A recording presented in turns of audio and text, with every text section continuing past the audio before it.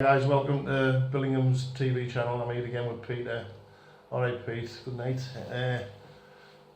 Hard day on Saturday at the office against Bladen. Yeah, definitely. The scoreline reflects how the game went really. I think 5-0 at half time was fair. We had a couple of chances that we didn't take. Probably had most of possession going into the breeze as well. Kept the ball pretty well. Weren't as fluid as we like to have been, but they did quite well defending that. They were pretty well organised, stopped us playing. We had a chance to score just before half time, got the ball over the line, and then they went 5-0 ahead for the end of the half. So we weren't too bad. Turned around, they scored pretty much straight away, which was a bit of a killer.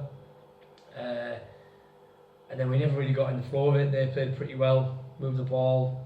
Better team won on the day, to be honest with you, but you know, we had our downfalls. Losing 2 players in the warm-up doesn't help you. We're already very light in the pack, but we lost the forward in the back in the warm-up. Had to pull someone from the second team, and we had to keep someone who was being sick throughout the warm-up and the game on the bench. So it wasn't ideal, but there's no excuses. The team that we had, I still felt as if it was good enough to win on Saturday, but we couldn't get it done.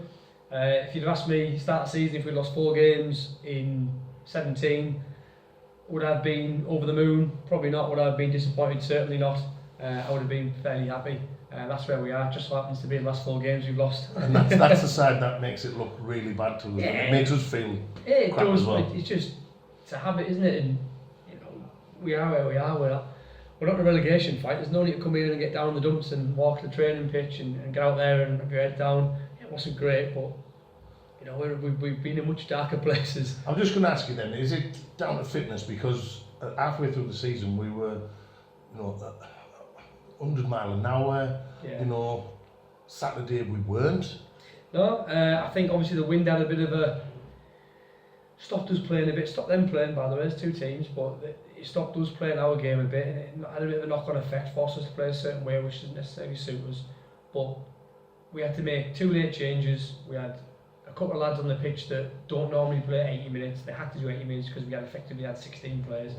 Yeah. No, fitness isn't a problem. Lads are fit enough. It's a fact that we've had a couple of lads that have played all 17 games, and then we've had lads that had to come in now recently that probably aren't up to that fitness levels. That's not disrespect to the lads, they're just not been in that environment. But if you look at the last week we've had, and this week coming, we've had 2 knee reconstructions, we've had a shoulder reconstruction, and we've got someone getting the bicep attached to the elbow this week. So that's 4 long-term injuries just in the past 2 weeks. And the 4 lads you're talking about are sort of like pivotal players. Yeah, of course, yeah. Without shadow of a doubt, but a couple of them have been missing for a long time, so it's not new to us. But we're starting to pick up other knocks and other bruises, and then people are starting to miss games here and there.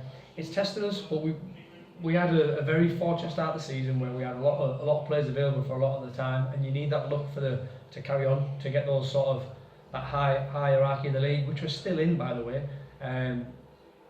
But now we're starting to feel the effects that some sides probably have felt the rest of the season. But it's up to us to bounce back. You know, we're perfectly capable. We've got a very good senior section. You know, if we have a massive amount of players missing, second team, third team, this week, massive, and I mean massively.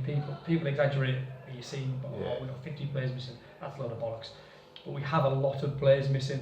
But if we are going to put 4 teams out this week with the Colts team, now that is a massive achievement.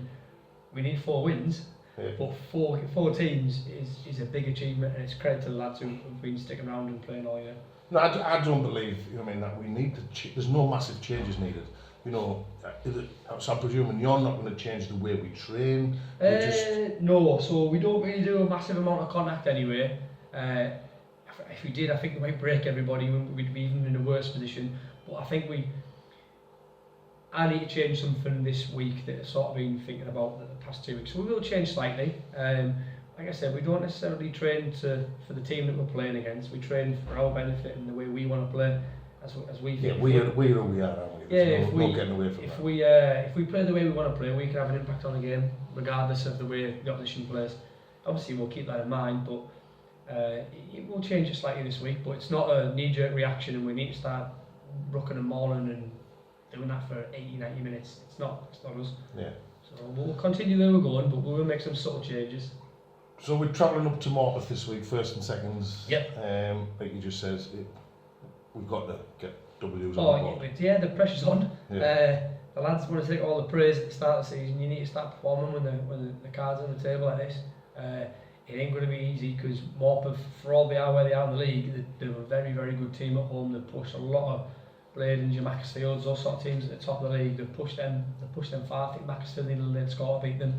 Bladen, it was a close game. They've turned over some good teams there. So we're going to need to go and play some rugby. Forget about the game we played them here. We had 14 men. We were on a roll. I don't think they were very confident. It was on our patch. Can't read too much into that. So we've got to go there and got to get our confidence, our mojo back. Got to play some rugby. But also they'll be very, very strong at set piece. So we have to be prepared for that. Do we know the thirds and colts have got? Seconds, obviously, we was at Morpeth. They'll have a very young team. But look, they've had a young team all season, so it's a credit to the lads to keep going. They had a good win on Saturday against Bladen. So they'll go full of confidence and hopefully just give it a go. The third team, I believe, have picked up a friendly at home against Whitley Bay Rockcliffe. You know, they've lost one game all season, the thirds, and they played a West team on Saturday that had some very, very good players in. Yes. Some lads who played at Billingham before, they were a good team. So the thirds, there was no superstars, nothing. A couple of the boys stepped up and played second team. You know, they did it incredibly well. So they just keep on rolling. It just shows you when you get in a habit, you keep going, and people questioned whether they should win that league, and now they're sitting top. Yeah. So, and the Colts... Colts have got Bowden Park on Sunday, I think. Right. Another Sunday game, which is unfortunate, but they've picked up a lot of under-17s over the past few weeks, so we've got quite a lot of the senior Colts available this week to play for our sort of seconds and thirds. Well, we're going to need them by the sounds of it. We are going to need them, but there's some very, very good players in that group, so I'm not scared to put them in any team. They've played a fair few games this year in senior rugby, so it'd be good for the development to keep getting game time. Right, then, thanks very much, Pete. All the best for the week and to all Billingham teams.